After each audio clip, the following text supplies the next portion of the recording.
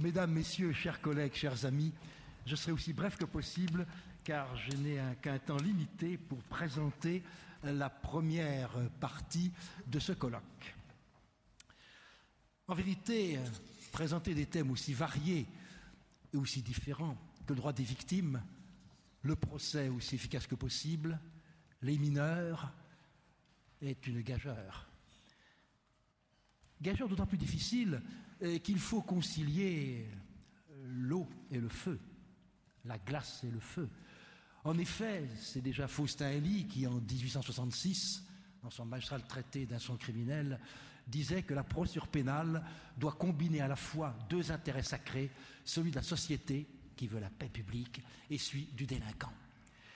Et ces propos de Faustin Hélie sont encore valables.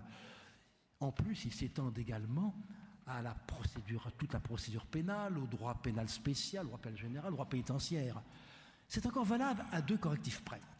Le premier, c'est que on assiste à une poussée des droits de l'homme depuis quelques décennies, du fait du vent qui souffle depuis Strasbourg, et que la Cour de cassation a recueilli avec respect, dans un système, dans une conception assez alignée.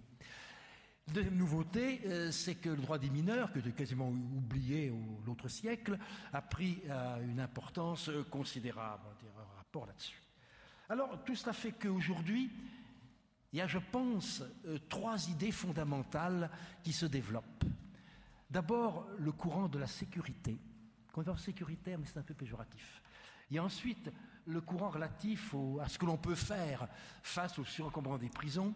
Et il y a enfin le problème des victimes. Alors, je ne vais pas résumer tout cela, bien sûr, puisque des savants intervenants vont me suivre. Je vais simplement vous donner quelques aperçus de droit comparé, parce qu'on n'y reviendra pas après. Alors, droit comparé, très brièvement, très bien, car je n'ai plus déjà que 8 ou 9 minutes, je ne sais plus exactement. Un principe de sécurité, c'est le premier point. Alors, il y a deux choses qui me frappent en droit comparé.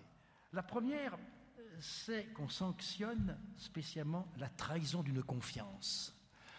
Par exemple, en Italie, comme partout, il y a des intervalles d'emprisonnement. On fait sa peine en prison, on fait sa peine à domicile ou en bracelet électronique, etc. Eh bien, lorsqu'un délit intentionnel est commis par un délinquant qui a bénéficié d'un homme de faveur, il y a là une séance aggravante. Il sera puni plus sévèrement que si ce n'était pas sous le coup d'une peine de prison aménagée. Il a trahi la confiance. On lui a fait confiance en ne mettant pas en prison, il a trahi la confiance, il sera puni plus sévèrement. La deuxième modalité sur la de sécurité, c'est l'élévation des peines, avec le fameux problème des peines planchées dont on parle un petit peu aujourd'hui. Vous savez que les peines planchées existent pratiquement presque partout. Et je m'étonne qu'actuellement, un courant doctrinal et je pense législatif, il y a eu comme deux propositions de loi du Sénat, de sénateurs du Parti socialiste, bien sûr, qui ont demandé leur suppression. Ils sont presque partout. Alors en Angleterre, je pourrais donner des détails plus tard, si vous voulez, pendant qu'on prendra un pot tout à l'heure, peut-être dans un intermède, mais l'Angleterre, avec cette précision quand même qu'en Angleterre, le juge peut descendre en dessous du minimum si c'est équitable. C'est très anglais, ça, fair trial, l'équité. Bon. Le Canada développe également beaucoup de peines planchées, qui sont toujours eues d'ailleurs, dès leur code primitif de 1896. Et une loi C10 de mars 2012 exauce énormément ces peines planchées. Par exemple, en cas de contact sexuel avec un mineur, c'est un délit canadien, on a l'équivalent. Contact avec un mineur, la peine planchée était de 45 jours, elle passait à 1 an. À 1 an. Avec une différence avec l'Angleterre, c'est qu'au Canada, la peine planchée est irrévocable. On ne peut pas baisser en dessous. 100 grammes de hashish dans votre poche, ça vaut 6 mois. La défense avec un moyen. C'est dire, il n'y a pas 100 grammes, il y a 95 grammes. À ce moment-là, la peine planchée ne joue plus, voyez-vous. L'Espagne également est en train d'adopter les peines planchées dans un nouveau projet de réforme du code pénal, qui est de novembre 2012.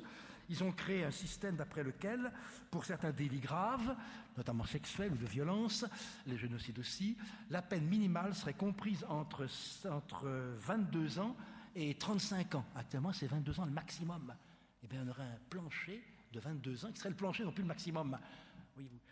Il y a encore la rétention de sûreté qui existe dans beaucoup de pays.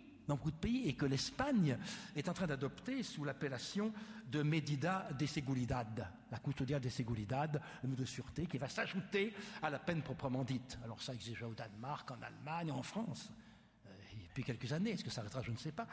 Voilà, il y a donc beaucoup de choses à dire. Alors il y a les mineurs, c'est un peu particulier. Un rapport vient d'être fait il y a quelques semaines par le service de droit comparé du ministère de la Justice et qui explore tout ce qui se fait au droit comparé parce que la ministre actuelle va, semble-t-il, s'orienter vers une réforme, la énième, dans le 2 février 1945 sur la charte des mineurs délinquants. Alors il y a des tas de pistes, par exemple celle-ci en Allemagne, en Bavière notamment, c'est une pratique sans loi.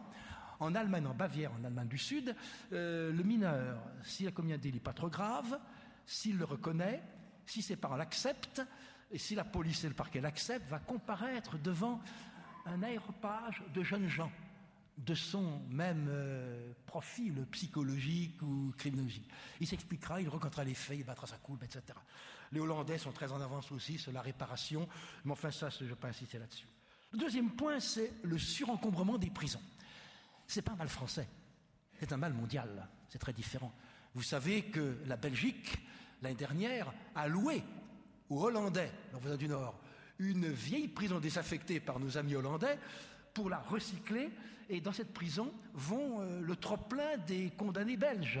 Et chaque jour, il y a un camion qui apporte des vivres, qui passe la frontière du nord de la Belgique pour apporter des tubes. C'est la Belgique qui paye tout.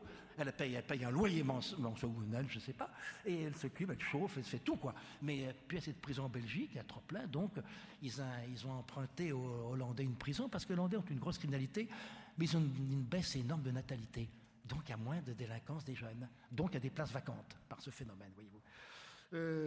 Et puis alors, il y aurait aussi, évidemment, l'attention aux victimes, et qui est devenu un thème permanent, récurrent. Les victimes, deux aspects, si vous voulez, simplement, parce que le temps m'est compté, je le sais, je ne veux pas mordre sur mes collègues, et même sur moi, parce que je me reverrai malheureusement pour vous tout à l'heure. En Amérique du Nord, la jurisprudence a étendu, a dilaté la notion de légitime défense. Qui s'applique maintenant, qui bénéficie maintenant à des femmes qui, ulcérées de faire des coups, de faire des violences, d'un mari ivrogne ou un compagnon ivrogne, et qui tuent leur compagnon ou leur mari. Et il y a là une expansion de la circonstance de légitime défense, ce qui montre que la frontière entre la victimisation et la pénalisation est assez floue. Deuxième idée, et j'en finirai là, c'est le droit européen. Il ne faut quand même pas finir sans parler du droit européen. Le droit européen prête une attention vigoureuse aux victimes. La dernière preuve, c'est une directive du 15 octobre 2012 qui voit le côté procédural, mais il y a déjà eu des textes aussi du Conseil de l'Europe et de l'Union européenne sur le droit de fond des victimes. J'en ai ainsi terminé, c'est un survol extrêmement rapide et trop rapide, je ne vais pas être frustré, moi je le suis, mais je comprends très bien qu'il faut une discipline dans les colloques. Je me tais maintenant et je vais passer la parole à mes successeurs qui vont parler, eux, essentiellement du droit français. Je vous remercie.